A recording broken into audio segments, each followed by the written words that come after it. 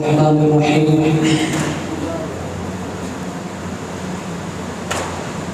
قال الله تبارك وتعالى في كلامه المجيد والفرقان الحميد: يعظكم الله أن تعودوا لمثله أبدا. صدق الله العظيم. میرے نہایت ہی واجب الاحترام قابل صد احترام بزرگوں اور دوستوں اور بھائیوں اور غریب آباد کے غیور، نڈر، دلیر، غیرت مند، جرت مند نوجوان ساتھیوں، میں سب سے پہلے چونکہ آج ہم جس محفل میں شریک ہے یہ ختم قرآن کی محفل ہے، یقیناً یہ بہت ہی بابرکت اور باسعادت محفل ہے۔ ایسے محافل پر اللہ تبارک و تعالیٰ کی رحمتیں اور برکتیں جس موسلادھار بارش کی طرح برستی ہے، حقیقت یہ ہے کہ اس چیز کا میں اور آپ بالکل بھی تصور نہیں کر سکتے۔ اس لیے میں سب سے پہلے قاری صاحبان کو مبارکباد پیش کروں گا کہ جنہوں نے بڑی محنت کر کے اللہ تبارک و تعالیٰ کے کلام کو یہاں کر کھڑے ہو کر آپ کے سامنے سنایا، اور اس کے بعد پھر آپ حضرات کو بھی میں مبارکباد پیش کرتا ہوں کہ آپ حضرات بھی شروع سے لے کر آج تک، ابتدا سے لے کر انتہا تک، اول سے لے کر آخر تک یہاں کر اللہ کے کلام کو سنا۔ میں اللہ تبارک و تعالیٰ کی بارگاہ عالیہ میں دعا کرتا ہوں کہ اللہ تبارک و تعالیٰ حضرات قاری صاحبان کے پڑھنے کو اور آپ حضرات کے سننے کو اپنی بارگاہ عالیہ میں قبول و منظور فرمائے، اور اللہ تبارک و تعالیٰ نے پھر اس چیز پر جو اجور کا وعدہ فرمایا ہے، اللہ تبارک و تعالیٰ وہ تمام اجور ہم سب کو قیامت کے دن نصیب فرمائے۔ میرے دوستوں اور بزرگوں، چونکہ آج رمضان المبارک کی 23ویں شب ہے، اور یقیناً ہو سکتا ہے کہ آج کی شب قدر کی رات ہو، کیونکہ اگرچہ راجح قول یہ ہے کہ شب قدر کی رات وہ 27ویں رات ہے، لیکن ایک قول کے مطابق 21ویں رات بھی ہو سکتی ہے، وہ 23 کی رات بھی ہو سکتی ہے، وہ 25 کی رات بھی ہو سکتی ہے، اور اسی طرح 27 کی رات بھی ہو سکتی ہے، اسی طرح 29 کی رات بھی ہو سکتی ہے۔ انہی راتوں میں سے ایک رات آج کی رات ہے، اس لیے اسی مناسبت سے کچھ باتیں آپ کے گوشے گزار کروں گا۔ دعا فرمائے اللہ تبارک و تعالیٰ مجھے حق سے گفتگو کرنے کی، اس کے بعد ہم سب کو ان تمام کہی اور سنی ہوئی باتوں پر 100% عمل کرنے کی توفیق عطا فرمائے۔ میرے دوستوں اور بزرگوں، یہ حدیث آپ نے بارہا اپنے خطیب صاحب سے اور اسی طرح علماء کرام سے بارہا سنا ہوگا۔ حضرت ابن عباس رضی اللہ تعالیٰ عنہ کی روایت ہے، وہ فرماتے ہیں کہ جناب نبی کریم صلی اللہ علیہ وسلم نے فرمایا کہ جب شب قدر کی رات آتی ہے تو اللہ تبارک و تعالیٰ حضرت جبریل علیہ السلام کو حکم دیتے ہیں کہ آپ فرشتوں کے ایک بڑی لشکر کے ساتھ زمین پر چلے جائیں۔ چنانچہ حضرت جبریل علیہ السلام فرشتوں کی ایک بڑی لشکر کے ساتھ وہ زمین پر تشریف لاتے ہیں، اور ان کے ساتھ ایک سبز رنگ کا جھنڈا ہوتا ہے جس کو وہ بیت اللہ شریف کے اوپر کھڑا کر دیتے ہیں، اور روایت میں آتا ہے کہ حضرت جبریل علیہ السلام کے 100 بازو ہیں، اور اس رات میں حضرت جبریل علیہ السلام اپنے 2 بازوؤں کو کھولتے ہیں اور مشرق اور مغرب تک پھیلاتے ہیں، اور پھر حضرت جبریل علیہ السلام فرشتوں کو حکم دیتے ہیں کہ جاؤ زمین پر کہ نبی کریم صلی اللہ علیہ وسلم کے امت کے مسلمانوں میں سے جو بھی شخص آج کی رات کھڑا ہو، بیٹھا ہو، نماز پڑھ رہا ہو، اللہ کے ذکر میں مصروف ہو، اسی طرح کوئی ایسے محافل میں اللہ کی یاد میں بیٹھے ہو، اللہ تبارک و تعالی جبریل علیہ السلام کے ذریعے فرشتوں کو یہ حکم دیتے ہیں کہ یہ فرشتے ان کے پاس جائیں، ان کو سلام کریں۔ چنانچہ فرشتے آتے ہیں مسلمانوں کے پاس، ان کو سلام کرتے ہیں اور ان کے ساتھ مصافحہ کرتے ہیں اور ان کے دعاؤں پر آمین کہتے ہیں۔ صبح تک یہ حالت رہتی ہے، پھر جب صبح ہوتی ہے تو حضرت جبریل علیہ السلام فرشتوں کو یہ حکم دیتے ہیں کہ اے فرشتوں کی جماعت، اب کوچ کرنے کا وقت آ گیا، یعنی واپس جانے کا وقت آ گیا، واپس آسمان کی طرف چلے جاؤ۔ صحابہ کرام رضوان اللہ تعالی علیہ مجمعین چونکہ آپ علیہ السلام سے باتیں سن رہے تھے،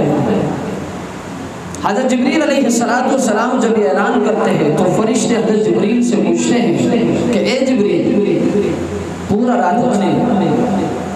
امت محمدیہ کے پاس ہم گئے، نبی علیہ السلام کے ایک امتی کے پاس ہم گئے، ان کو ہم نے سلام کیا، ان کے ساتھ مصافحہ کیا، جو ذکر میں مشغول تھے،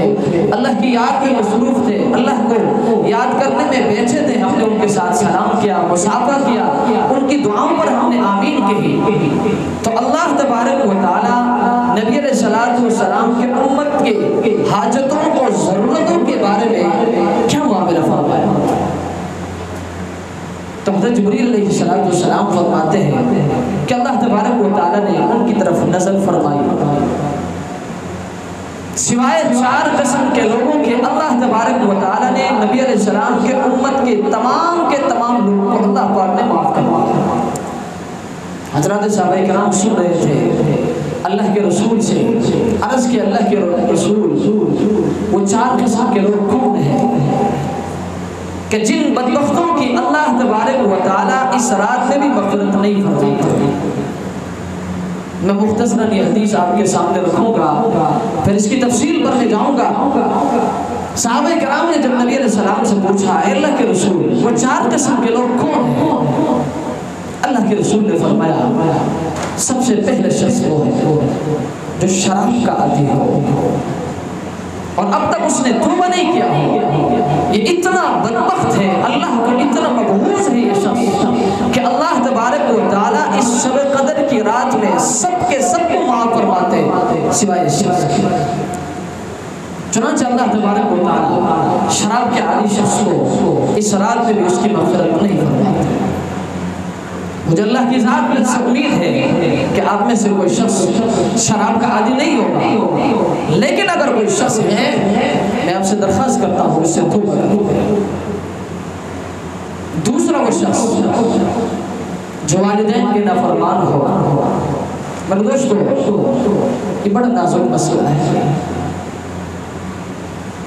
یہ حدیث اگر سے ہم سنتے رہتے ہیں لیکن یاد رکھیں یہ بڑا نازک مسئلہ ہے۔ جو شخص اپنے والدین کی نافرمانی کرتا ہے وہ اللہ تبارک و تعالی کے نزدیک اتنے مبغوض ہیں، اللہ تبارک و تعالی اس شخص سے، اس نوجوان سے، اس عورت سے، اس بچی سے اتنے نفرت فرماتے ہیں کہ اللہ تبارک و تعالی اس رات میں سب کے سب کو معاف فرماتے ہیں سوائے اس شخص سے جو والدین کے نافرمان ہو۔ یہ چیز عام ہے، چھوٹی چھوٹی باتوں پر نوجوان اپنے والدین کی نافرمانی کرتے ہیں۔ آپ میں سے بہت سارے نوجوان یہاں بیٹھے ہیں، میں آپ سے درخواست کرتا ہوں کہ خدا اپنے والدین کی قدر کرے۔ یہ ایک ایسی عجیب نعمت ہے دنیا میں، انسان جب تک والدین زندہ ہوتے ہیں نا، انسان کو اس چیز کا اندازہ نہیں ہوتا، کرتا ہے، نافرمانی کرتا ہے، بار بار کرتا ہے، سہبار کرتا ہے، لیکن یہ ان سے پوچھیں جن کے والدین اس دنیا سے جا چکے ہیں، خدا کی قسم ہم نے کئی لوگوں سے سنا ہے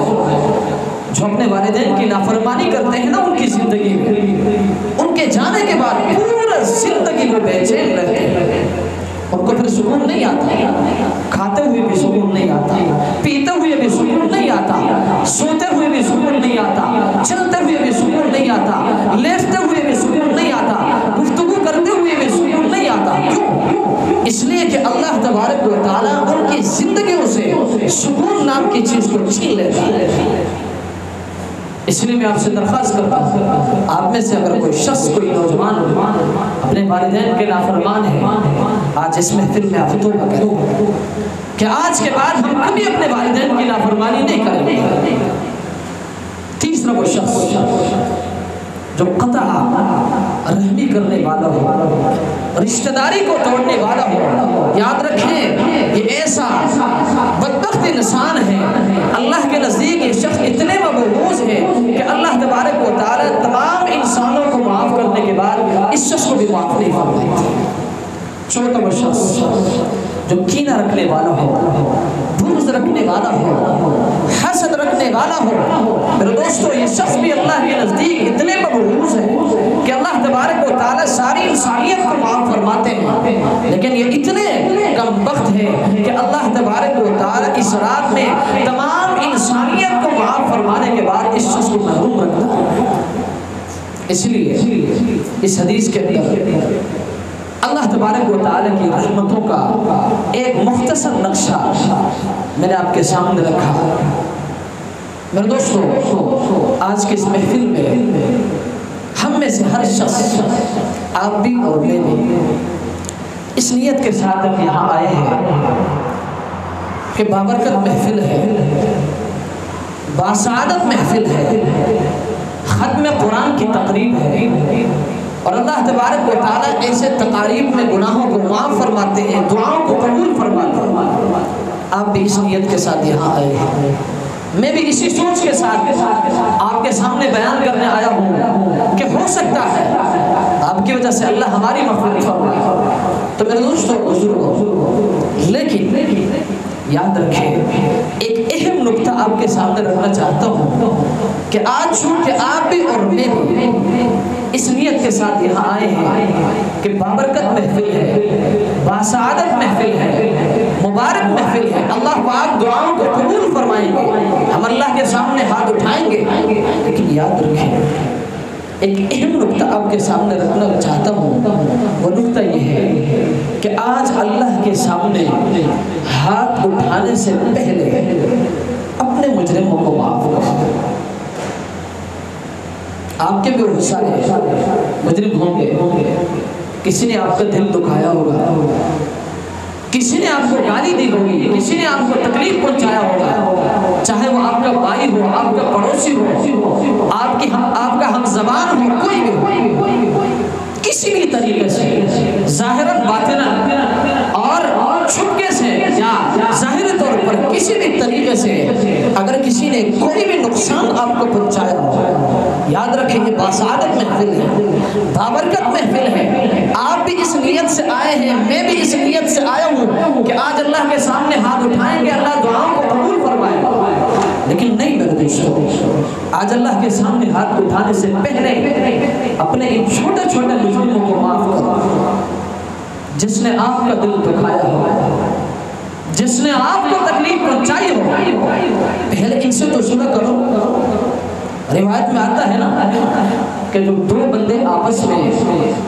قطع کلامی کرتے ہیں،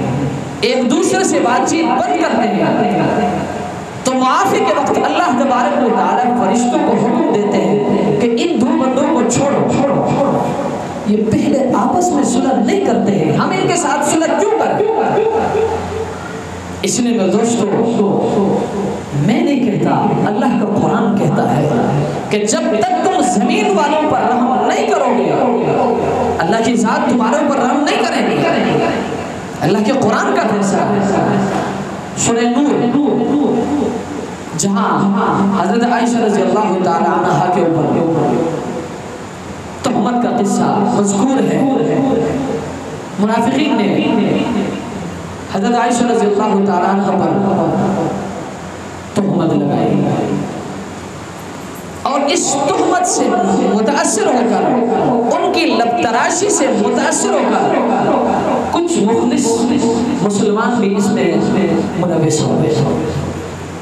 وہ بھی ایسی باتیں کرنے لگے۔ یہ چیز اللہ تبارک و تعالیٰ کو بالکل بھی پسند نہیں آیا۔ اللہ تبارک و تعالیٰ نے بڑے سخت الفاظ میں ان مسلمانوں کو مخاطب کر کے ان کو تنبیہ فرمائی اور فرمایا یعظکم اللہ،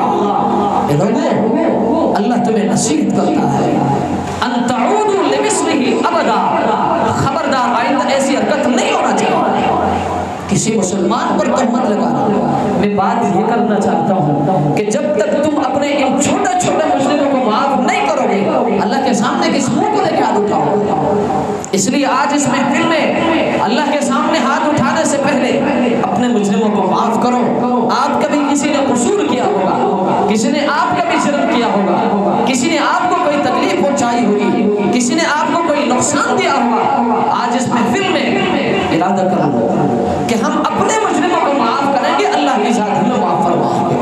میں عرض یہ کر رہا تھا کہ جب منافقین نے حضرت عائشہ رضی اللہ تعالیٰ عنہ پر تہمت لگائی، اللہ کو یہ چیز پسند نہیں آیا۔ اللہ نے بڑے سخت الفاظ میں تنبیہ فرمائی کہ یعظکم اللہ ان تعودوا لمثلہ ابدا، کہ خبردار آئندہ ایسی حرکت نہیں ہونا چاہیے کسی پر تہمت لگانا، اور پھر تہمت بھی ایسی ہستی پر۔ ام المؤمنین عفیفہ کائنات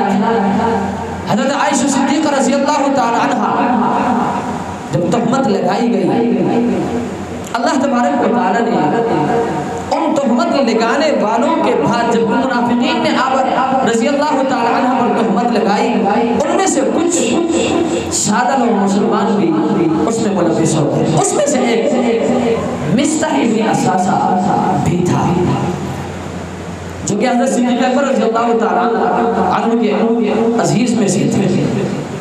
اور صدیق اکبر رضی اللہ تعالیٰ عنہ اس کا خرچہ برداشت کرتے تھے، اس کی تمام ضروریات حضرت صدیق اکبر رضی اللہ تعالیٰ عنہ پورا کرتے تھے۔ جب قرآن کریم کی آیت نازل ہوئی اولئک مبرؤون مما یقولون، یہ جو الزام لگاتے ہیں یہ حضرات ان سے بری ہے۔ حضرت صدیقہ عائشہ صدیقہ رضی اللہ تعالیٰ عنہ کی برات پر اللہ نے قرآن کی پورا ایک آیت، پورا ایک سورت کو اٹھا دیا۔ حضرت صدیق اکبر رضی اللہ تعالیٰ عنہ کو حضرت مصطح بن اساسہ پر بڑا غصہ آیا کہ ایک تو میرے رشتہ دار ہے، اوپر سے ان کا سارا خرچہ بھی میرے اوپر ہے۔ جب منافقین نے میری بیٹی پر الزام لگایا، ان کو تو چاہیے تھا کہ میدان میں اتر کر دفاع کرے، ان کا مقابلہ کرے، میرا ساتھ دے، لیکن یہ تو میرے دشمنوں کے ساتھ ہوتا۔ ان کو بڑا غصہ آیا، اور ظاہر سی بات ہے ان کا غصہ بھی اللہ کی رضا کے لیے تھا۔ اس غصے کی حالت میں حضرت صدیق اکبر رضی اللہ تعالیٰ عنہ نے قسم کھائی کہ آج کے بعد میں مصطح بن اساسہ کو خرچہ نہیں دوں، خرچہ بند کر دیا۔ تو اللہ تبارک و تعالی نے حضرت صدیق اکبر رضی اللہ تعالیٰ عنہ کو اس قسم سے باز رکھنے کے لیے حضرت مصطح بن اساسہ کی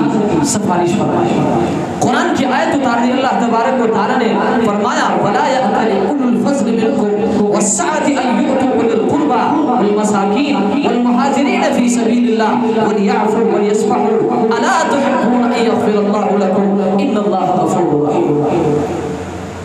اللہ تبارک و تعالی نے حضرت مصطح بن اساسہ کی سفارش فرمائی صدیق اکبر سے، فرمایا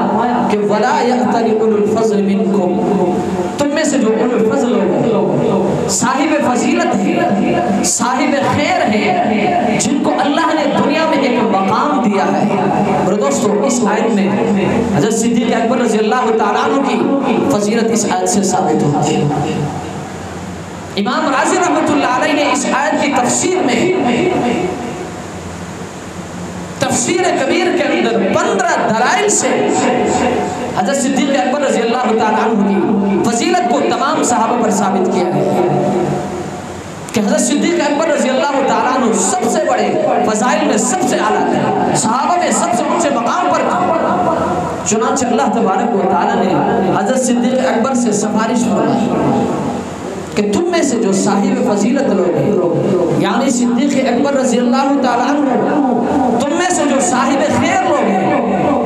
ان کو چاہیے کہ وہ ایسی قسم نہ کھائے کہ ان یؤتوا اولی القربی، کہ اپنے قرابت داروں میں سے ان لوگوں کو خرچ دینا بند کرے جو کہ فقراء ہیں، مساکین ہیں اور مہاجر فی سبیل اللہ ہے۔ تم میں سے اولو الفضل لوگوں کو، صاحب فضیلت لوگوں کو، صاحب خیر لوگوں کو ایسا قسم نہیں کھانا چاہیے، بلکہ کیا کرنا چاہیے؟ اگر کسی نے تمہارے ساتھ برائی کیا وَلْيَعْفُوا، معاف کرو، وَلْيَصْفَحُوا، درگزر سے کام لو۔ اس کا فائدہ کیا ہوگا؟ أَلَا تُحِبُّونَ أَن يَغْفِرَ اللَّهُ لَكُمْ، کیا تم اس چیز کو پسند نہیں کرتے ہو کہ اللہ پاک تمہاری بخشش فرمائے، اللہ پاک تمہارے گناہوں کو معاف فرمائے؟ کیوں؟ اس لیے کہ ان اللہ غفور الرحیم، بے شک اللہ کی ذات بہت زیادہ مہربان اور رحیم ذات ہے۔ اس آیت سے یہ ثابت ہوا کہ اگر ہم اللہ کے سامنے اپنی مغفرت چاہتے ہیں، اپنے گناہوں کو بخشوانا چاہتے ہیں، میرے دوستو اس سارے قصے کو آپ کے سامنے رکھنے کا اور قرآن کی اس آیت کو دلیل کے طور پر پیش کرنے کا میرا صرف ایک ہی مدعا ہے، میرا صرف ایک ہی مقصد ہے کہ آج ہم میں سے ہر شخص اس نیت کے ساتھ یہاں آئے کہ آج ہم اللہ سے مانگیں گے، آج ہم اللہ کو راضی کر کے یہاں سے جائیں گے۔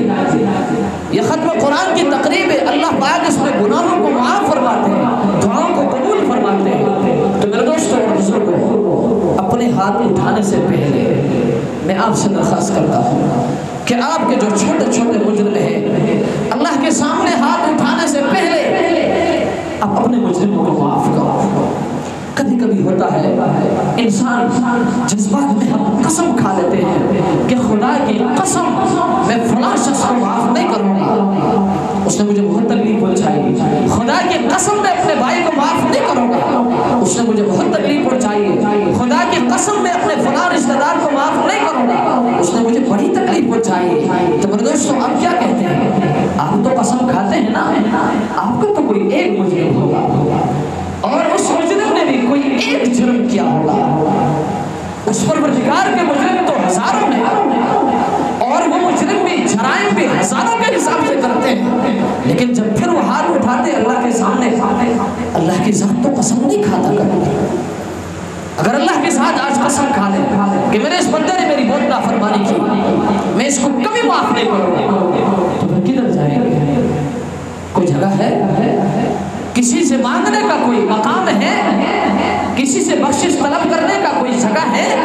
کہیں جانے کا کوئی جگہ ہے؟ نہیں ہے۔ اگر نہیں ہے تو میرے دوستوں اس پروردگار کے آگے ہاتھ اٹھانے سے پہلے آج اپنے مجرموں کو معاف کرو اور اپنے قصورواروں کو معاف کرو۔ بھائی نے تکلیف پہنچائی ہے، آج اس محفل کے اندر عزم کرو، دل میں ارادہ کرو۔ آپ کہیں گے مولوی صاحب ابھی تو ہم اس پروگرام میں بیٹھے ہیں، ہم کیسے معافی مانگے، ہم کیسے صلح کریں؟ میرے دوستوں آپ دل میں ارادہ کرو، اللہ کی ذات تو دیکھتے ہیں، وہ تو علیم بذات الصدور ہے، وہ دلوں کے بیت کو بھی جانتا ہے۔ آپ کے دل کے اندر جو بات ابھی گردش کر رہی ہے اللہ کی ذات تو اس کو بھی جانتے ہیں۔ آپ ارادہ کر لیں کہ انشاءاللہ العزیز اس پروگرام کے بعد، یہاں سے نکلنے کے بعد جن سے ہمارا قطع کلامی ہے، ہم بات نہیں کرتے ہیں، اس محفل کے بعد ہم ان کے پاس جائیں گے، ہم ان سے معافی مانگیں گے، ہم ان سے صلح کریں گے۔ لیکن یاد رکھو میرے دوستو، جب تک آپ اپنے بھائی سے صلح نہیں کرتے ہیں، جب تک آپ اپنے ہمسائے سے صلح نہیں کرتے ہیں، جب تک آپ اپنے رشتہ دار سے صلح نہیں کرتے ہیں، جب تک آپ اپنے کسی عزیز و اقارب سے صلح نہیں کرتے ہیں، تو ان سے جب تک صلح نہیں ہوتا تب تک آپ اللہ کی ذات بھی آپ سے صلح نہیں کرتے۔ پہلے ان سے صلح کرو، آج ارادہ کر لو، دل میں ارادہ کرو، اللہ کی ذات دلوں کے ارادوں پر فیصلہ فرماتے ہیں۔ آپ ارادہ کر لیں نا، ہزاروں واقعات ایسے ہوئے کہ لوگوں نے دل میں اللہ سے کانٹیکٹ کیا ہے، اللہ نے دلوں کے اوپر ہی فیصلے فرماتے ہیں۔ واقعہ آپ نے سنا ہوگا، حضرت عمر رضی اللہ تعالیٰ عنہ ایک مرتبہ ایک راستے سے جا رہے تھے، ایک نوجوان سامنے آیا، ہاتھ میں شراب کا بوتل تھا اور سامنے امیر المؤمنین عمر بن خطاب آئے، بڑے جلالی صاحب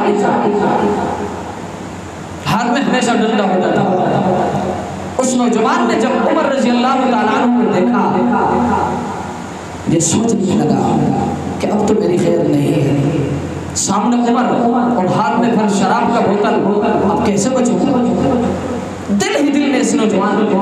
अल्लाह से कांटेक्ट कर लिया। अपने दिल में इसने अल्लाह से वादा कर लिया कि अल्लाह आज अगर उमर से बचाएंगे, अल्लाह तेरी ज़ात की कसम, तेरी बड़ाई की कसम, तेरी किबरियाई की कसम, पूरी जिंदगी कभी शराब नहीं पीऊंगा। अल्लाह से राब्ता कर लिया, दिल ही दिल में राब्ता कर लिया। हज़रत उमर रज़ी अल्लाह ताला अन्हु बिल्कुल करीब आए, पूछने लगे, ए नौजवान तेरे हाथ में क्या है? इस बोतल में क्या है? इस बोतल के अंदर शराब था। और नौजवान, चूंकि उस नौजवान को भी पता था कि जिस रब से मैंने कांटेक्ट कर लिया है ना, वो रब मुझे जरूर बचाएगा। बड़े दलेरी के साथ, हिम्मत के साथ, जज्बे के साथ, वलवले के साथ कहने लगे, अमीरुल मोमिनीन इसमें तो सिर का है। हज़रत उमर रज़ी अल्लाह ताला अन्हु करीब गए और कहा, नौजवान दे दो ये बोतल मेरे हाथ में। हज़रत उमर रज़ी अल्लाह ताला अन्हु ने उस बोतल को अपने हाथों में लिया और उसका ढकना यूं खोल के देखा तो उस बोतल के अंदर सिरका था। हालांकि इस बोतल के अंदर शराब था, लेकिन जब इस नौजवान ने अल्लाह से कांटेक्ट कर लिया, अल्लाह से माफी मांगी कि अल्लाह आज अगर उमर से बचाया, पूरी जिंदगी में पर कभी शराब नहीं पीऊंगा, तो अल्लाह ने बचा कर दिखाया। तो मेरे दोस्तों, आज इस महफिल के अंदर ये अज़म करो, ये इरादा करो कि आज इस प्रोग्राम में अल्लाह से मांगने से पहले, अल्लाह के सामने अपने जुर्म रखने से पहले, अपना कसूर अल्लाह के सामने रखने से पहले हम दुनिया में अपने कसूरवारों को माफ़ करेंगे, हम दुनिया के अपने छोटे छोटे मुजरिमों को माफ़ करेंगे। मुझे अल्लाह की ज़ात से उम्मीद है कि अगर आप इस पक्के अज़म के साथ, पक्के इरादे के साथ अगर आप अपने इन मुजरिमों को माफ़ करेंगे, मुझे अल्लाह की ज़ात से उम्मीद है कि अल्लाह तबारक व तआला हमारे जितने भी कसूर हैं, हमारे जितने भी जुर्म हैं, हम मेरे दोस्तों और बुजुर्गों, हमारी पूरी जिंदगियाँ अल्लाह की नाफरमानी में गुजरती हैं, अल्लाह के रसूल के सुन्नतों को पीछे छोड़ने में गुजरती हैं। हम बड़े कसूरवार हैं, हम बड़े कमज़ोर हैं, हम बड़े बड़े गुनाहगार हैं। मेरे दोस्तों, अल्लाह के सामने हाथ उठाने से पहले ये इरादा कर लो कि आज हम अपने मुजरिमों को माफ़ करेंगे, और कर लिया, दिल ही दिल में आप इरादा कर लो। मुझे अल्लाह की ज़ात से उम्मीद है ज़रूर अल्लाह पाक आपकी सुनेंगे, और अल्लाह तबारक व तआला आपके गुनाहों को भी और हमारे गुनाहों को भी इस बाबरकत और बासादत महफिल की बरकत से अल्लाह तबारक व तआला माफ़ फरमाएंगे। दुआ फरमाए अल्लाह तबारक व तआला जितनी बातें कही और सुनी गई, इन तमाम